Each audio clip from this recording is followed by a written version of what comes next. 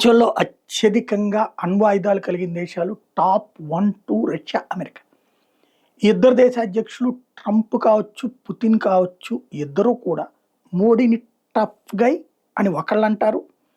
రెండో వాళ్ళు ఆయన్ని బేరాలతో ఎవరు చేయలేరంటారు. ఎందుకంటే మోడీ భారతదేశ ప్రయోజనాల కోసమే ఆలోచిస్తాడు. రష్యా వాడి ఒత్తిడికో, అమెరికా వాడి ఒత్తిడికో లొంగిపోడు. అలా రాసుకునేవాళ్ళు, అలా మాట్లాడుకునేవాళ్ళు వాళ్ళ కర్మకాళ్ళను వదిలేద్దాం.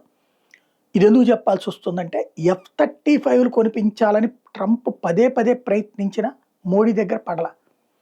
మిగ్గులు కొనిపిద్దామని చెప్పి ఎంత ప్రయత్నించినా రష్యా మాట పడల. ఇప్పుడు సుఖోయ్ 35కి సంబంధించి మరొకసారి భారత్లోనే ప్రాజెక్టు పెడతాం, భారత్లోనే తయారు చేస్తాం, భారత్కి సంబంధించిన ఆయుధాలు కూడా యాడ్ చేస్తాం, భారతదేశపు బ్రహ్మోస్ లాంటి వాటిని పెట్టడానికి తగినటువంటి ఏర్పాటు చేస్తాం అన్నటువంటిది ఇప్పుడు పుతిన్ మరొకసారి 4 మెట్లు కిందకొచ్చి ఆఫర్ చేస్తున్నాడు. మరి మోడీ ఈసారి ఏం చేస్తారో చూడాలి.